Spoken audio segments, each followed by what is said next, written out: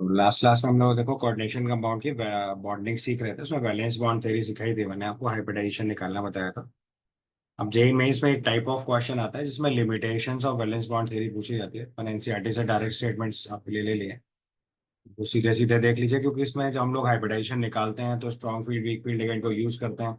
तो बहुत सारी ऐसी चीजें हैं जो क्वेश्चन सॉल्व करने के पॉइंट ऑफ व्यू से मैंने सिखाई थी। इसलिए लिमिटेशंस में आपको बहुत केयरफुली देखना है, क्योंकि हम कुछ चीजें ऐसी यूज कर रहे हैं जो आगे वाली थ्योरी की यूज करके क्वेश्चंस को सॉल्व कर रहे थे। तो उसमें देखो सबसे पहली चीज पूछी गई, while the valence bond theory to a larger extent explains the formation structure and magnetic behaviour of coordination compounds. इसमें कुछ लिमिटेशंस है, उनको ध्यान से देखना है। सबसे पहली चीज तो सर्टेन नंबर ऑफ अजम्पशंस है कि हम पेयरिंग ऑफ इलेक्ट्रॉन को कंसीडर कर रहे हैं, जिसके लिए कोई प्रॉपर एक्सप्लेनेशन नहीं है कि क्यों हम इलेक्ट्रॉन पेयर करा रहे हैं। दूसरी चीज देखनी है, इसमें मैग्नेटिक डेटा जो निकाल रहे हैं हम लोग, वो स्पिन ओनली मैग्नेटिक मोमेंट निकालते हैं, लेकिन इससे मैग्नेटिक प्रॉपर्टीज के बारे में कोई क्वांटिटेटिव इंटरप्रिटेशन नहीं मिलता।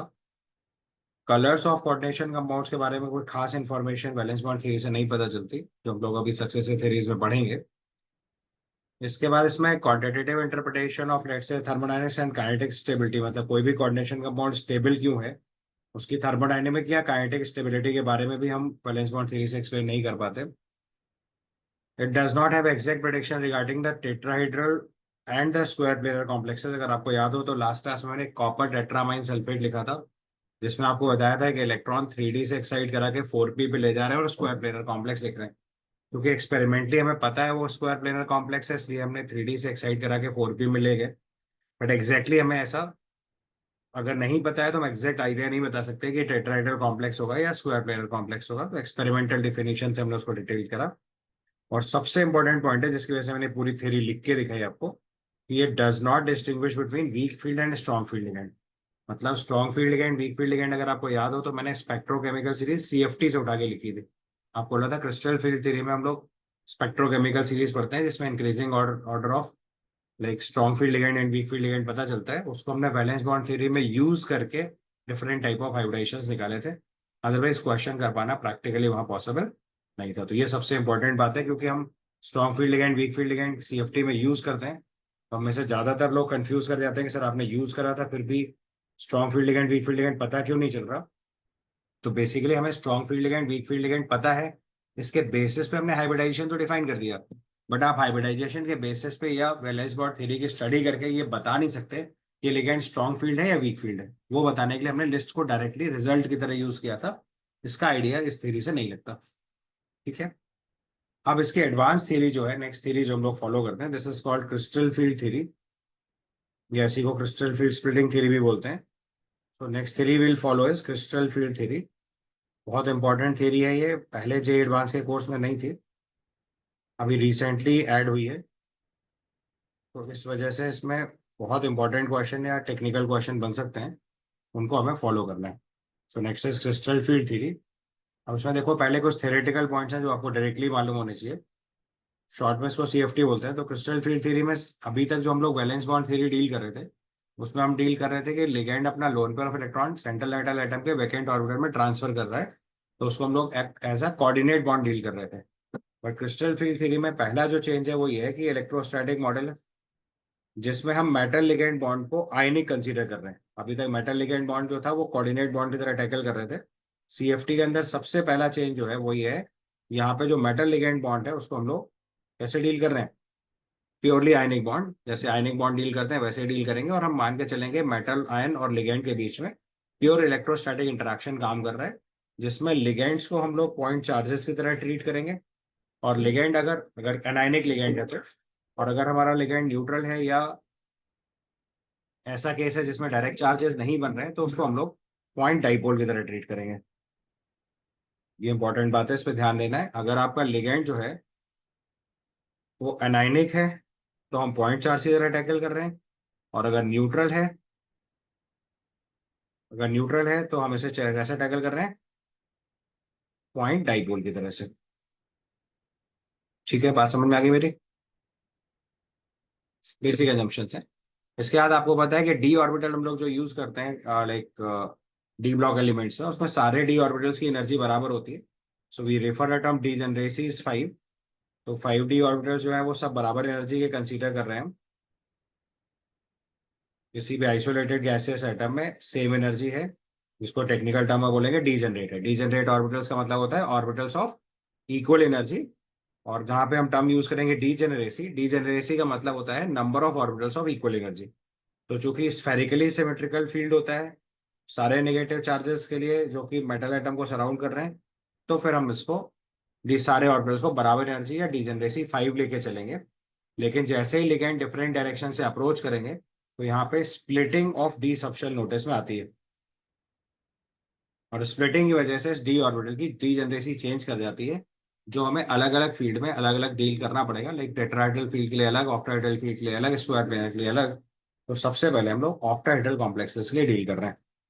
तो सबसे पहला केस लिखेंगे crystal field theory for octahedral complexes. अच्छा, आगे प्रोसीड करने से पहले आप लोग डी ऑर्बिटल्स की शेप्स एंड स्ट्रक्चर समझते हो ना। तो बेसिकली हमारे पास 5 डी ऑर्बिटल होते हैं, d x y, d y z, d x z, d x square y square और डी जेड स्क्वायर। सबसे पहले हमें इनकी शेप्स पे काम करना पड़ेगा, क्योंकि जब तक आप इनकी एग्जैक्ट शेप्स नहीं जानते हो तब तक ऑक्टाहेड्रल फील्ड में लिगेंड्स जो अप्रोच कर रहे हैं उसके बेसिस पे क्या लिगेंड्स के रिपल्शन में फर्क पड़ेगा, ये समझना थोड़ा टेक्निकल होगा। तो सबसे पहले मैं आपको डी ऑर्बिटल्स की शेप समझा रहा हूँ। देखिए 5 डी ऑर्बिटल्स हैं। इन डी ऑर्बिटल्स में देखो, आप ध्यान से नोटिस करोगे तो d x z, d y z और डी एक्स वाई, ये तीनों orbital in between the axes है। आप ध्यान से देखो तो जो जो डी एक्स जेड ऑर्बिटल है वो in between x axes and z axes है। इसके लिए एक्स वाई और वाई जेड जो है वो नोडल प्लेन की तरह काम कर रहा है। इसको, इन दोनों को आप इसका नोडल प्लेन बोल सकते हो, यानी इस पे इलेक्ट्रॉन डेंसिटी 0 होगी। D y z in between y axes and z axes है, तो ये इसके नोडल प्लेन हो गए। And similarly d x y जो है उसके लिए एक्स जेड और वाई जेड नोडल प्लेन होगा। अब जो बचे दो डी ऑर्बिटल हैं, एक है d x square y square और एक है डी जेड स्क्वायर। तो डी जेड स्क्वायर और d x square y square को अगर आप नोटिस करोगे, क्योंकि ये सबसे इंपॉर्टेंट है, तो d x square y square is along x axes and y axes, d x square y square is along x axes and y axes, और डी जेड स्क्वायर जो है वो अलोंग जेड एक्सेस है। यानी कि ये ऑर्बिटल जो है वो अलोंग द एक्सेस है, और बाकी तीन ऑर्बिटल जो लिखे मैंने वो इन बिटवीन द एक्सेस है। तो आप सब पहले ऑक्टाहेड्रल ज्योमेट्री को समझिए या ऑक्टाहेड्रल स्ट्रक्चर को समझेंगे। तो ऑक्टाहेड्रल में बेसिकली क्या होता है कि जो लिगेंड्स की अप्रोच है सेंट्रल मेटल एटम के लिए, वो फ्रॉम ऑल 3 डायरेक्शन है। ये बात समझ पा रहे हैं? मतलब plus x minus x plus y minus y plus z minus z से अगर हम लिगेंड्स को अप्रोच कराएंगे तो जो ज्योमेट्री बनेगी उसको बोलेंगे ऑक्टाहेड्रल ज्योमेट्री। तो इस स्ट्रक्चर में अगर मैं सेंट्रल एटम को यहाँ प्लेस्ड मान लूँ, तो एक लिगेंड देखिए यहाँ से मूव कर रहा है, दूसरा लिगेंड यहाँ से अप्रोच कर रहा है, तो they are approaching along the axis. तीसरा लिगेंड यहाँ से अप्रोच कर रहा है, चौथा यहाँ से अप्रोच कर रहा है, this is also along the axis, and these two ligands are also along the axis. तो जितना भी मूवमेंट है वो अलोंग द एक्सिस है। Plus x minus y x plus y minus y and plus z and minus z. So when ligands are approaching along the axes, so definitely they'll give more repulsion to the orbitals which are present along the axis. ये बात समझ पा रहे हैं आप? तो octahedral complexes में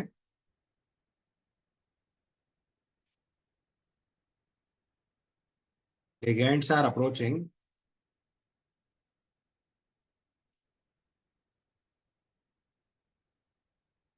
along the axis,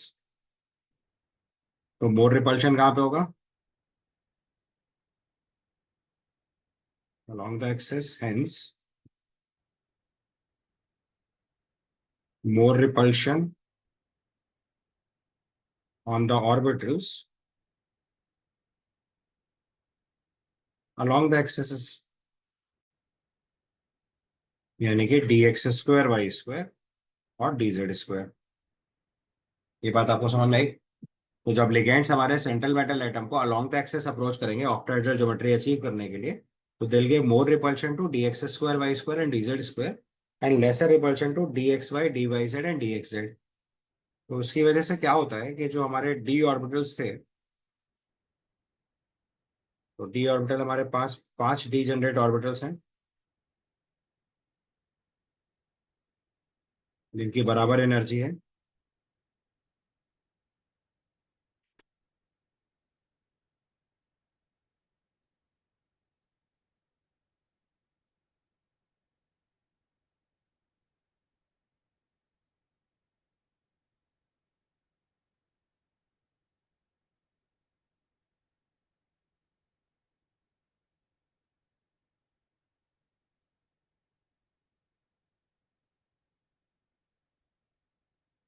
ठीक है। तो अब जैसे ही इनको लिगेंड्स अप्रोच करेंगे तो उसमें रिपल्शन अप्लाई होगा। रिपल्शन अप्लाई होगा तो इन सारे के सारे डीजेनरेट ऑर्बिटल्स की एनर्जी जो है वो इंक्रीज कर जाएगी।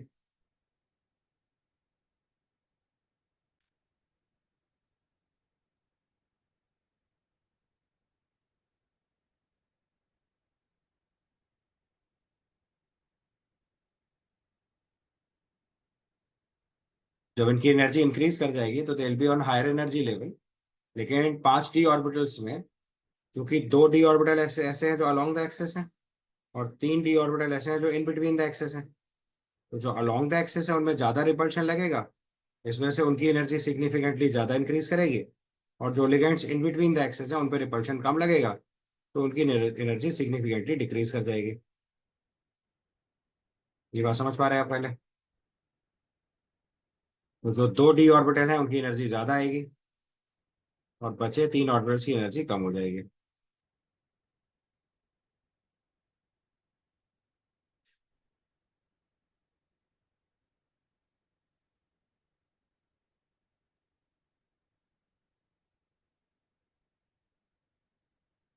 ठीक है।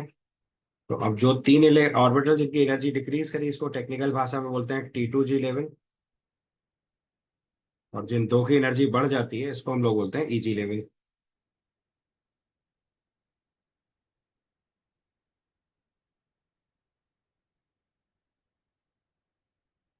T2g level and EG level, ये दो लेवल में आपकी एनर्जी स्प्लिट कर गई, या डी सबशेल की एनर्जी डिस्ट्रीब्यूट हो गई। और जो जीरो एनर्जी लेवल है उसको हम लोग बोलते हैं बैरी सेंटर।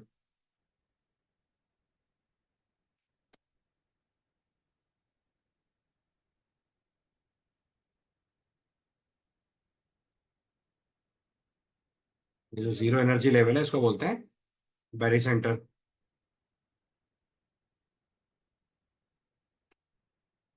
ठीक है। इसको हम लोग बोल रहे हैं बैरी सेंटर।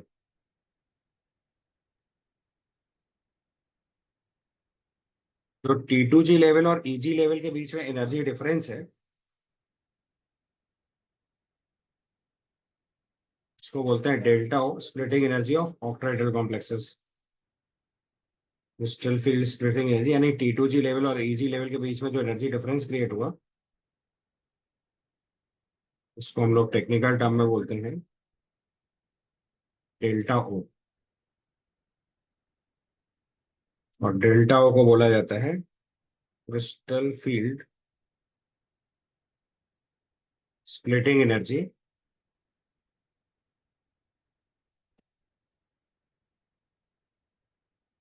और ऑक्टाहेड्रल कॉम्प्लेक्सेस।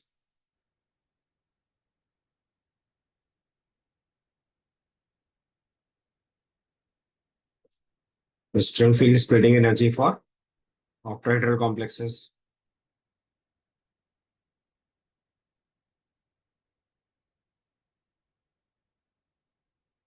ठीक है। अब ध्यान से देखोगे T2g लेवल की जितनी एनर्जी कम हुई, EG लेवल की एक्चुअली में उतनी एनर्जी बढ़ी। तो ये जो डिफरेंस ऑफ एनर्जी क्रिएट हुआ दोनों लेवल्स में, तो बैरी सेंटर से T2g लेवल तक का जो एनर्जी डिफरेंस है, ये -0.6 डेल्टा हो गया। सॉरी, -0.4 डेल्टा हो गया, क्योंकि 6 इलेक्ट्रॉन्स की एनर्जी डिक्रीज करी है।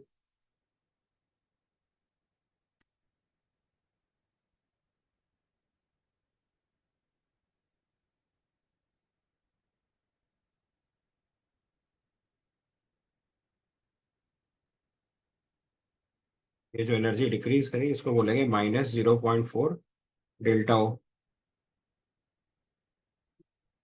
या फिर 2/5 डेल्टा ओ भी लिख सकते हो। और EG लेवल तक जो एनर्जी इंक्रीज करी है हो गया +0.6 डेल्टा O,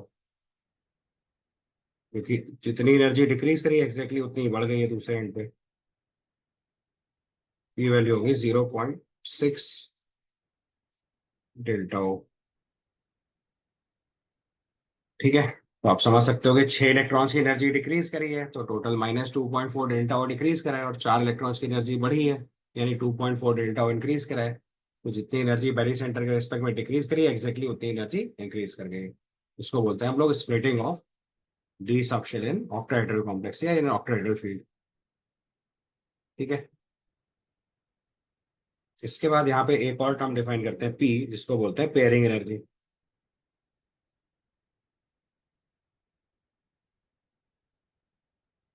अच्छा, ये तो समझ गया ना कि T2G में 3 ऑर्बिटल क्यों हो गए और EG में 2 ऑर्बिटल क्यों हो गए, और कौन कौन से ऑर्बिटल है ये समझ जाओगे। लिख दो। यहाँ जो 3 ऑर्बिटल हैं वो हैं DXY, DYZ और DXZ। और ऊपर जो 2 ऑर्बिटल इंक्रीज करे हैं वो हैं DX2 Y2 और DZ2।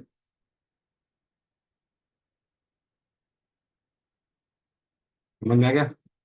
फिर से लिख दो। तो 3 ऑर्बिटल जिनकी एनर्जी डिक्रीज करी है वो है DXY, DYZ और DXZ। और 2 ऑर्बिटल जिनकी एनर्जी इंक्रीज करी है वो है DX2 Y2 और DZ2।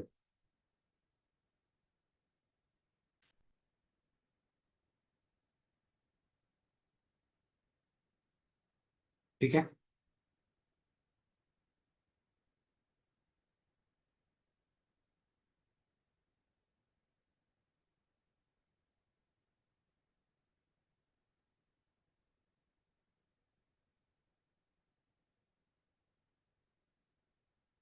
क्लियर है यहाँ तक? समझ में आ गई बात?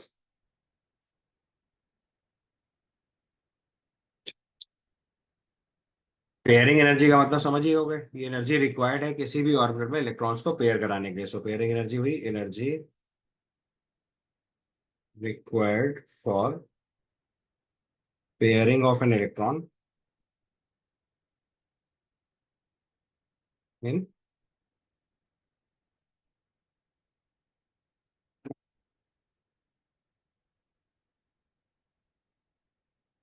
यहाँ पे जो वैल्यू ऑफ डेल्टा हुआ है उसको ध्यान से देखो। तो पहली चीज तो इसमें ये है कि लिगेंड जो अप्रोच कर रहे हैं वो रिपल्शन दे रहे हैं। जितना ज्यादा रिपल्शन अप्लाई करेंगे डेल्टा की वैल्यू उतनी ज्यादा होगी, एक पॉइंट।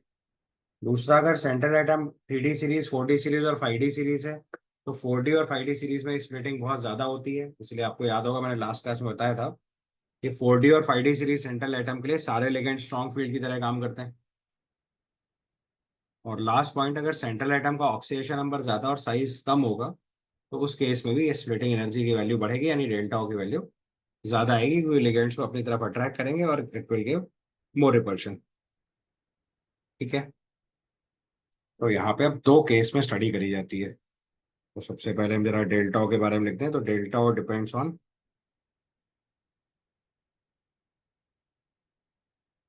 सबसे पहले ये स्ट्रॉन्ग फील्ड लिगेंड के लिए वीक फील्ड लिगेंड से ज्यादा आएगी।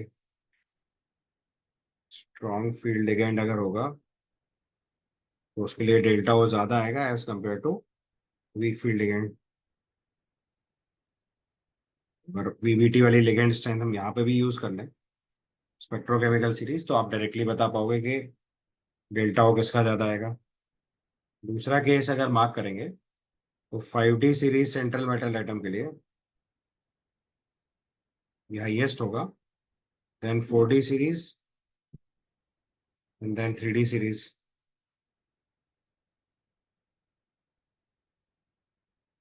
ठीक है, समझ में आई बात? और तीसरा फैक्टर, अगर आपका size smaller and charge more होगा,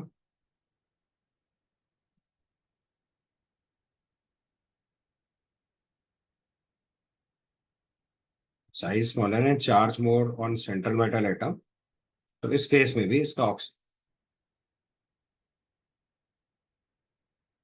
size smaller and charge more on central metal atom, then delta O will be higher.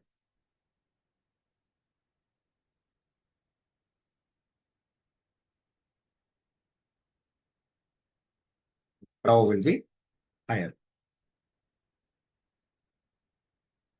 क्या समझ गया? पहले कंडीशन समझ गया, डेल्टा को कैसे रेगुलेट करेंगे।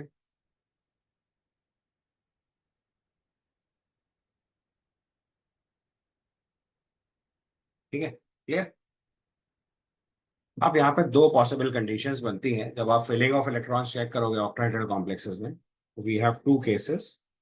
सबसे पहले केस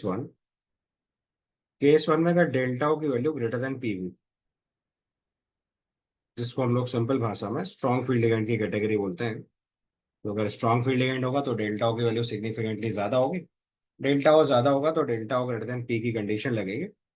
जब डेल्टा ओ ग्रेटर देन पी की कंडीशन होगी तो उस केस में क्या होगा, आपको पता है कि हमेशा वो प्रोसेस फॉलो करा जाता है जिसमें एनर्जी रिक्वायरमेंट कम होती है। तो अगर डेल्टा ओ की वैल्यू पी से ज्यादा है, इसका मतलब पहले इलेक्ट्रॉन T2G लेवल में पेयर करेगा और फिर electron higher energy level Eg में जाएगा। तो इस केस में क्या होगा देखो पहले। तो इस कंडीशन में first electron will pair up in T2G level.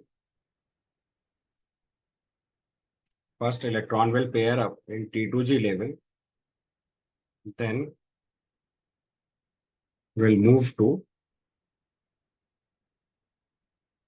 Eg level।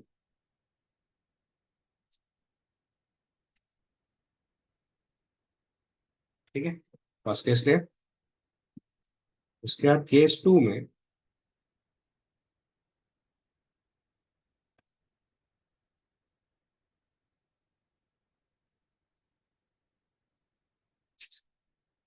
में डेल्टा और लेस देन पी होगा।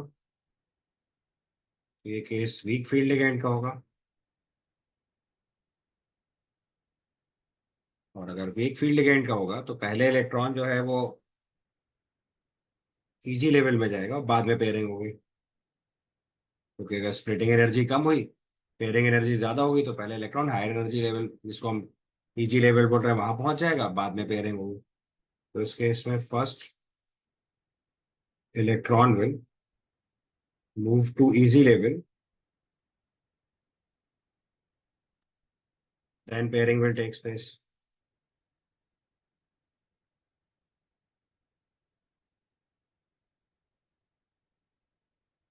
कंसेप्ट समझ में आया पहले आपको। अब आपको यहाँ पे अलग अलग कॉन्फ़िगरेशन लिखना सीखना है कि किस कंडीशन में हम लोग कैसे कॉन्फ़िगरेशन लिखेंगे, वो चीज़ आपको जरा एक बार समझ लेनी है। तो अब अगर मैं केस वन में आपको पहले फिलिंग सिखाऊं।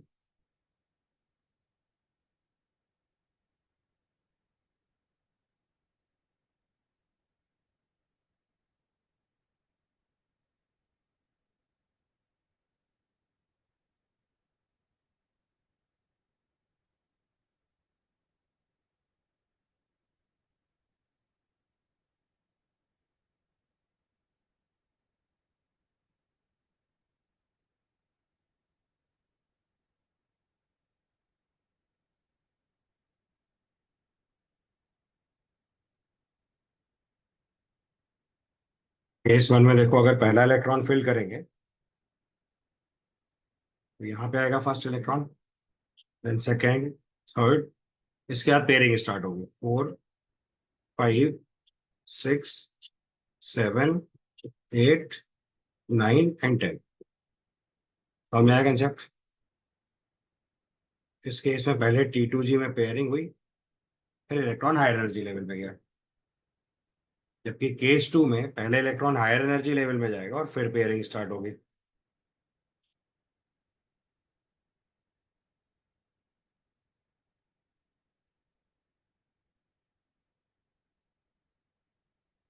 इस केस में अब हम इलेक्ट्रॉन की फिलिंग करें।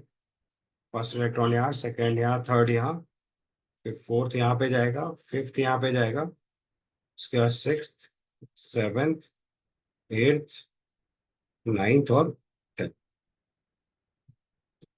समझ में आया दोनों डिफरेंस।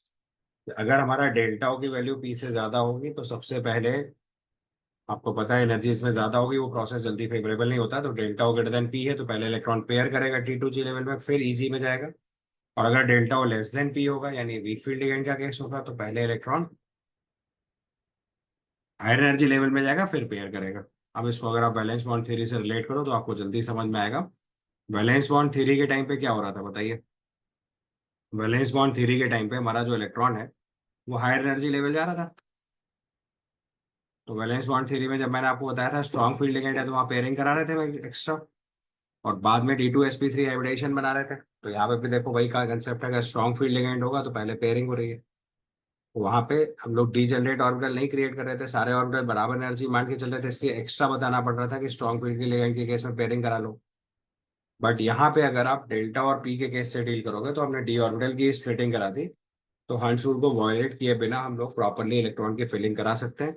स्ट्रॉन्ग फील्ड लिगेंड के केस में पहले T2G में पेयरिंग कराते हैं, फिर Eg में इलेक्ट्रॉन भेजते हैं। और वीक फील्ड लिगेंड के केस में पहले Eg में इलेक्ट्रॉन भेजते हैं फिर पेयरिंग कराते हैं। ठीक है। अब यहाँ पे एक टेक्निकल टर्म आता है जिसको बोलते हैं crystal field stabilisation energy, CFSE, जो हमें सॉल्व करके निकालना है। ठीक है। अगर आप उसको नोट कर रहे हैं तो कर लीजिए, अदरवाइज बाद में नोट शेयर कर दूंगा, वहां से भी लिख सकते हो, योर चॉइस। अब अगला टर्म लिख रहे हैं, इसको बोलते हैं क्रिस्टल फील्ड स्टेबलाइजेशन एनर्जी। एक टेक्निकल टर्म है आपके लिए, इसको बोलते हैं क्रिस्टल फील्ड स्टेबलाइजेशन एनर्जी।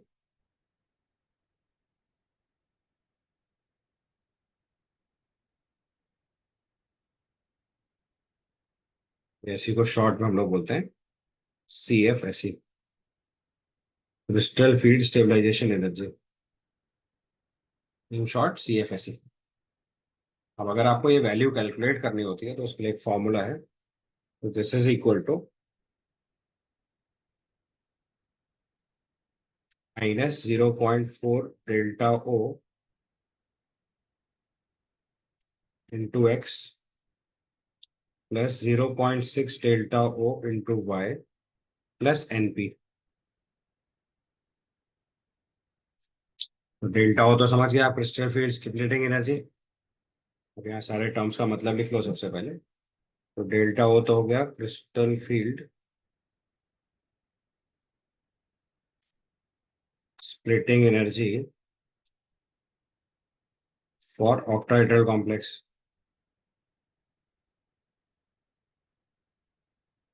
ठीक।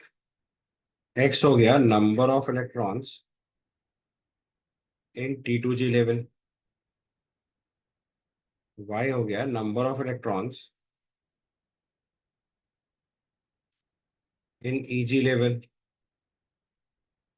और एन हो गया number of electrons of electron additionally paired, और ऑफ इलेक्ट्रॉन्स एडिशनली पेयर्ड।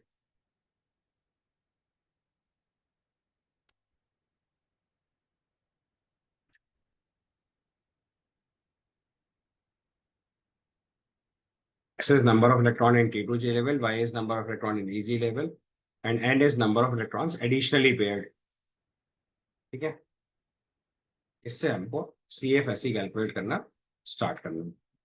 अब आप D1 से लेके D10 कॉन्फ़िगरेशन तक स्ट्रॉन्ग फील्ड लिगेंड और वीक फील्ड लिगेंड के लिए CFSE कैलकुलेट करके देख लो एक बार। तो आप देखो, अगर हम crystal field splitting energy calculate कर रहे हैं, CFSE बेसिकली कैलकुलेट करना चाहते हैं, तो स्ट्रॉन्ग फील्ड लिगेंड जिसको लो स्पिन भी बोलते हैं या वीक फील्ड लिगेंड जिसको हाई स्पिन भी बोलते हैं, तो उसमें कॉन्फ़िगरेशन के बेसिस पे CFSE कैलकुलेट करना है।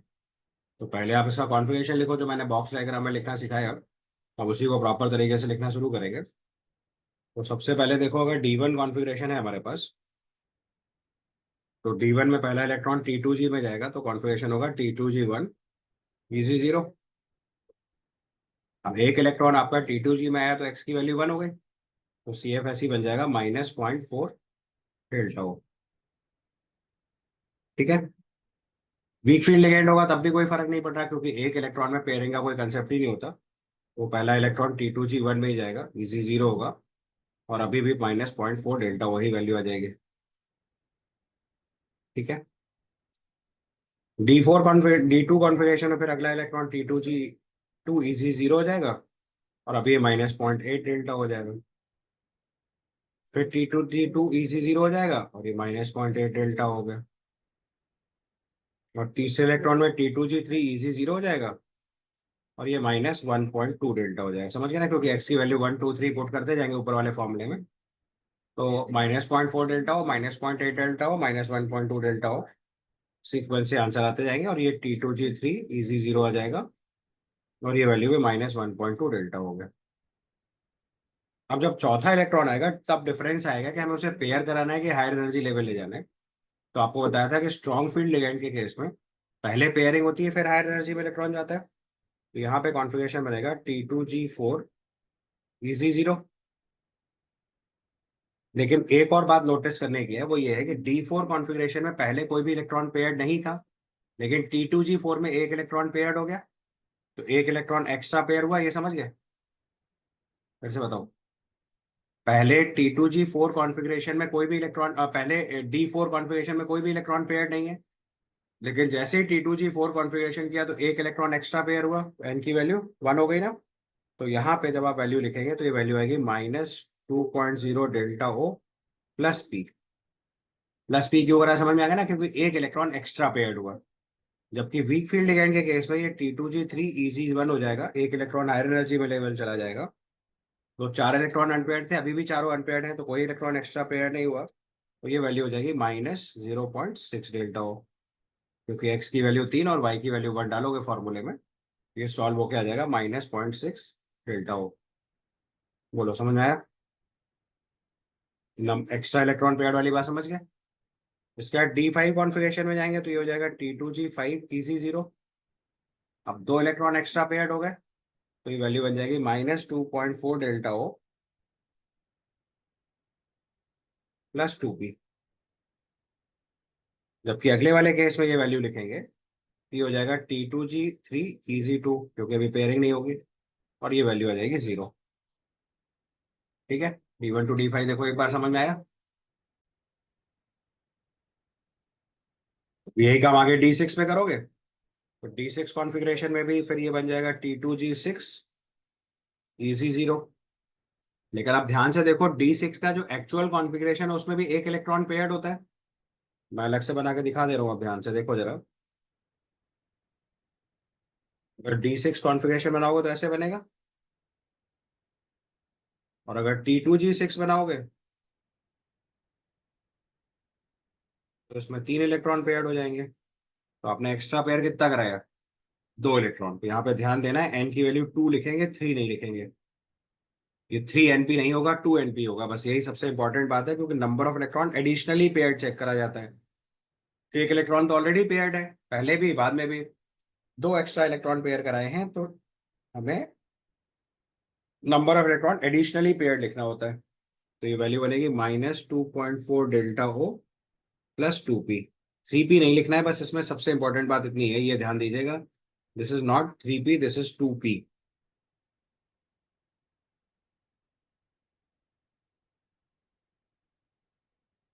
ठीक है, क्लियर यहाँ पे? इसके बाद अगर हम इसी चीज को वीक फील्ड लिगेंड पे चेक करेंगे, तो वीक फील्ड लिगेंड में अब इलेक्ट्रॉन पेयर कर जाएगा, तो ये हो जाएगा T2G4 इजी टू, और ये वैल्यू फिर से -0.4 डेल्टा हो जाएगा। और यहाँ कोई इलेक्ट्रॉन एक्स्ट्रा पेयर नहीं हुआ है, एक इलेक्ट्रॉन पहले भी पेयर था, बाद में भी एक ही पेयर्ड है, तो it will remain as -0.4 delta o. D7 में अब देखो, चूंकि T2G6 फुल हो गया है, तो EG7 बन जाएगा। Now this value is -1.8 delta O plus P लिखेंगे अब, क्योंकि अभी तीन इलेक्ट्रॉन बाद में पेयर्ड है, दो पहले से पेयर्ड है, तो एडिशनली पेयर्ड कितना हुआ, 1। तो यहाँ पे लिखेंगे प्लस पी। बहुत ध्यान देने की जरूरत है, देखो यहाँ पे it's very important. I wish आप समझ पा रहे हो।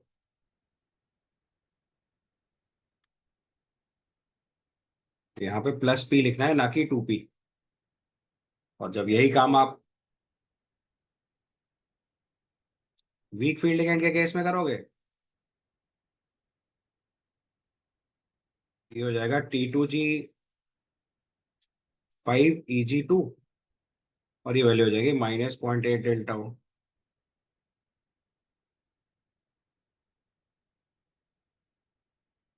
इसके बाद D8 कॉन्फ़िगरेशन में आएंगे,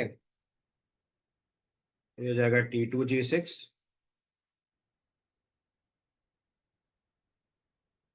Eg2। अब ये वैल्यू बनेगी -1.2 डेल्टा O। और यहाँ पे ये कॉन्फ़िगरेशन बनेगा T2G6 Eg2, ये भी -1.2 डेल्टा O। इसके बाद D9 कॉन्फ़िगरेशन लिखेंगे तो ये हो जाएगा T2G6 Eg3 -0.6 डेल्टा O। यहाँ पे भी सेम कॉन्फ़िगरेशन आएगा T2G6 Eg3 और -0.6 delta O। And the last one it is T2G6 Eg4, ये वैल्यू बन जाएगी 0। यहाँ पे आएगा T2G6 Eg4 और ये वैल्यू आएगी 0। आ गया समझ में CFSE निकालना। दो जगह बस मोस्ट इंपॉर्टेंट है जहां पे आपको number of electron additionally paired का कंसेप्ट सही से लिखना है, जो मोस्ट इंपॉर्टेंट है। Number of electron additionally paired अगर ध्यान रखोगे तो सही हो जाएगा। स्पेशली D6 D7 कॉन्फ़िगरेशन देख लो, कॉमन एरिया है, ध्यान से इसको कर लो। ठीक है, तो नेक्स्ट केस डील करेंगे crystal field splitting for tetrahedral complexes. तो टेट्राहेड्रल कॉम्प्लेक्सेस में क्या होता है, जो लिगेंड अप्रोच करते हैं वो इन बिटवीन द एक्सेस करते हैं। ये पॉइंट ऐड कर लीजिए पहले। तो टेट्राहेड्रल कॉम्प्लेक्स में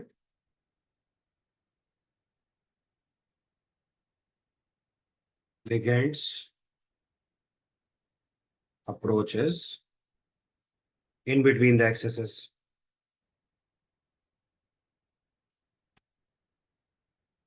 इससे मोर रिपल्शन आएगा for DXY DYZ and DXZ। तो ये स्प्लिटिंग ऑक्टाहेड्रल की रिवर्स हो जाएगी।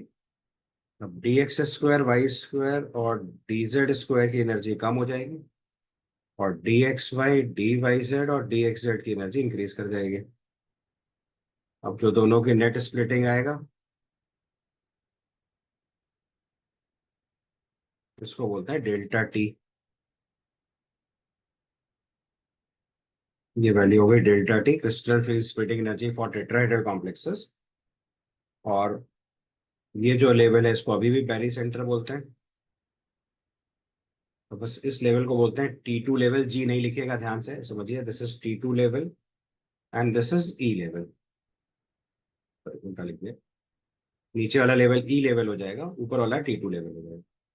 This is T2 level and this is E level. और आप एनर्जी का डिस्ट्रीब्यूशन लिखेंगे तो ये वैल्यू हो जाएगी -0.6 ΔT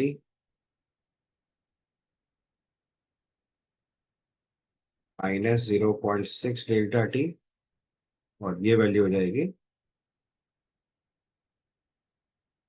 +0.4 ΔT। ठीक है,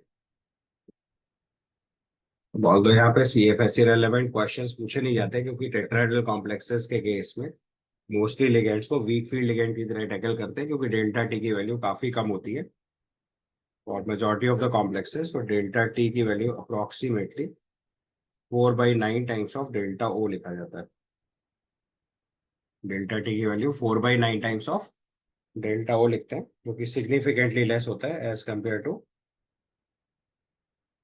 और ऑक्टाहेड्रल कॉम्प्लेक्सेस। तो इसकी वजह से हम मोस्टली सारे लिगेंड वीक फील्ड लिगेंड की तरह काम करते हैं। स्ट्रॉन्ग फील्ड लिगेंड का केस यहाँ क्रिएट ही नहीं होता है। तो यहाँ पे अगर हम फिलिंग ऑफ इलेक्ट्रॉन समझाएंगे आपको, सो लेट अस से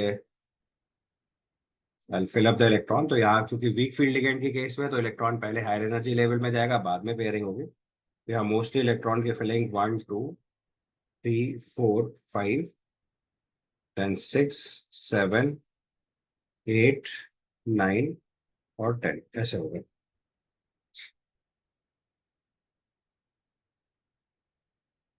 ठीक है, एक और बात थोड़ी सी ध्यान से समझनी है यहाँ पे, जो मैंने आपको बताया कि स्ट्रॉन्ग फील्ड लिगेंड और वीक फील्ड लिगेंड का कंसेप्ट केवल 3D series central metal atom के लिए होता है। तो ऐसा इसलिए होता है कि अगर हम 3D सीरीज सेंट्रल एटम से 4D सीरीज सेंट्रल एटम की तरफ जाते हैं तो ΔO इंक्रीज करता है और ये अप्रॉक्स 30% का इंक्रीज होता है। और अगर आप 4D से 5D सीरीज में जाते हो तो फर्दर इंक्रीज इन डेल्टा हो आता है, और ये अप्रॉक्स 40% होता है। तो अगर आप टोटल इंक्रीज 3D से 5D की तरफ जाओगे, ये लगभग लगभग 82% इंक्रीज हो जाता है। इस वजह से आप आसानी से समझ सकते हो कि 4D और 5D सीरीज सेंट्रल एटम्स के लिए सारे के सारे लिगेंड स्ट्रॉन्ग फील्ड लिगेंड की तरह काम करेंगे। ठीक है? तो ऑल्दो अगर हमें टेट्राहेड्रल कॉम्प्लेक्सेस के लिए CFSE निकालना है, करेंगे पुराने वाले तरीके से ही, लेकिन यहाँ पे चूंकि सारे वीक फील्ड लिगेंड की तरह काम करते हैं, तो उसमें दूसरा केस नहीं क्रिएट होगा। अगर थ्योरेटिकली करना है तो वी कैन डू हियर। तो यहाँ पे हमने पहले एक टर्म लिखा डेल्टा टी। डेल्टा टी को बोलेंगे crystal field splitting energy for tetrahedral complexes. Crystal field splitting energy for tetrahedral complex. ठीक है, एक बार। और अगर यहाँ पे कभी भी क्रिस्टल फील्ड स्टेबलाइजेशन एनर्जी निकालनी होगी, तो this will come as -0.6 delta t, -0.6 delta t, यहाँ सही कर लीजिएगा डेल्टा टी लिखने। So -0.6 delta t into x, ये आपके ई लेवल के इलेक्ट्रॉन हो गए, plus 0.4 delta t into y plus NP. Mostly यहाँ पेयरिंग एनर्जी का कंसेप्ट ही नहीं आएगा, क्योंकि मैंने पहले ही बताया सब वीक फील्ड एनर्जी के केस है। तो डेल्टा टी के रेस्पेक्ट में सारी कैलकुलेशन करनी है, ध्यान से याद रखिएगा। तो -0.6 delta t into x plus 4.4 delta t into y and NP. X समझ गया, एक्स हो गया number of electron in e level, और वाई हो गया number of electrons in T2 level. इसके बेसिस पे आप क्रिस्टल फील्ड स्प्लिटिंग एनर्जी निकाल सकते हो फॉर, या क्रिस्टल फील्ड स्टेबलाइजेशन एनर्जी निकाल सकते हो फॉर टेट्राहेड्रल कॉम्प्लेक्सेस। ऑल्दो यहाँ पे इस बात की बहुत ज्यादा रेलेवेंसी नहीं है। रीजन इज क्योंकि टेट्राहेड्रल कॉम्प्लेक्सेस के केस में ज्यादातर लिगेंड वीक फील्ड लिगेंड की तरह काम करते हैं। तो इन सारे केस में कोई भी इलेक्ट्रॉन एडिशनली पेयर्ड भी नहीं आएगा, और यहाँ पे कभी भी पहले ई लेवल में पेयरिंग नहीं होगी। यहाँ पहले इलेक्ट्रॉन T2 लेवल पे ही जाएगा और बाद में ही पेयरिंग होगी। तो इस वजह से एडिशनली पेयर्ड का कंसेप्ट नहीं लगता, क्योंकि डेल्टा टी की वैल्यू डेल्टा ओ के रिस्पेक्ट में सिग्निफिकेंटली लो है, which is 4/9 times of delta O. और जो वैल्यू आप डेल्टा टी के टर्म में निकाल रहे हैं, उसी को डेल्टा ओ के टर्म में भी निकाल सकते हैं, प्रोवाइडेड आप डेल्टा टी की जगह 4/9 times of delta o use कर लीजिए। ठीक है। दूसरा जो मैंने 3D सीरीज और 4D सीरीज के टर्म में बताया, या 4D से 5D सीरीज के केस में बताया कि डेल्टा ओ का इंक्रीज है, तो इसी चीज को अगर जनरलाइज करके लिख दिया जाए, तो अगर मैं 3D और 5D कंपेयर करूंगा, तो डेल्टा ओ का इंक्रीज जो है वो मैंने अभी कैलकुलेट करके बताया। अगर आप चाहो तो मैथमेटिकली भी कैलकुलेट करके देख सकते हो। अप्रोक्सीमेटली 82% का इंक्रीज आएगा, विच इज सिग्निफिकेंटली हायर, जिसकी वजह से strong field ligand and week field ligand का जो कॉन्सेप्ट है is only for 3D series centre atom. For 4D and अब आप देख सकते हैं कि बैलेंस बॉन्ड थ्योरी के टाइम पे हम इसको यूज कर रहे थे क्वेश्चन सॉल्व करने के लिए, जबकि क्रिस्टल फील्ड थ्योरी एक्सप्लेन कर रही है कि ऐसा क्यों हो पा रहा है। तो इसलिए जो idea of strong field ligand and week field ligand है वो क्रिस्टल फील्ड थ्योरी में क्लियर होता है। इसलिए spectrochemical series part of crystal field theory है, ऑल्दो हम इसे यूज करके हाइब्रिडाइजेशन निकाल रहे थे बैलेंस बॉन्ड थ्योरी में। इसीलिए बैलेंस बॉन्ड थ्योरी की लिमिटेशंस में आपको क्लैरिटी से बताया कि बैलेंस बॉन्ड थ्योरी में लिगेंड्स की स्ट्रेंथ को हम कंपेयर नहीं कर सकते, वो हम एज अ फैक्ट यूज करके हाइब्रिडाइजेशन निकालते हैं। बट क्रिस्टल फील्ड थ्योरी जो है वो क्लैरिटी से एक्सप्लेन करती है कि कोई भी लिगेंड स्ट्रॉन्ग फील्ड लिगेंड है या वीक फील्ड लिगेंड है। So for 4D and 5D series central metal atom, all ligands acts as strong field ligand। क्यों ऐसा हो रहा है? क्योंकि यहाँ पे डेल्टा ओ की वैल्यू जब सिग्निफिकेंटली हायर हो गई है, तो डेल्टा ओ ऑलवेज ग्रेटर देन पी की कंडीशन फुलफिल हो जाएगी, जिससे हम कंफर्म कर पाएंगे कि ये स्ट्रॉन्ग फील्ड लिगेंड है या लो स्पिन कॉम्प्लेक्स है। ठीक है, तो अभी हमने ऑक्टाहेड्रल कॉम्प्लेक्सेस और टेट्राहेड्रल कॉम्प्लेक्सेस की स्प्लिटिंग सीखी है। जेई मेंस या प्रॉपर्ली से जो एडवांस लेवल तक देखेंगे तो इतना ही हमारे कोर्स में है। लेकिन अगर जे एडवांस में कुछ नए कंसेप्ट या नया सवाल क्रिएट करना चाहेंगे तो स्क्वायर प्लेनर कॉम्प्लेक्सेस की भी स्प्लिटिंग कर सकते हैं, क्योंकि वैलेंस बॉन्ड थ्योरी में हमने स्क्वायर प्लेनर कॉम्प्लेक्सेस भी पढ़े हैं। तो splitting in case of square planar complexes हम लोग नेक्स्ट लेक्चर में पढ़ेंगे। अभी आपको ऑक्टाहेड्रल कॉम्प्लेक्सेस और टेट्राहेड्रल कॉम्प्लेक्सेस स्प्लिटिंग ठीक से समझ लेनी है, और सारे केस में सीएफएसई निकालना सीख लेना है। ठीक है, अगर कोई डाउट होगा एंड प्रोसेस होगा तो उसको मार्क कर लीजिएगा, नेक्स्ट लेक्चर में हम लोग डिस्कस करेंगे। ठीक है, थैंक यू।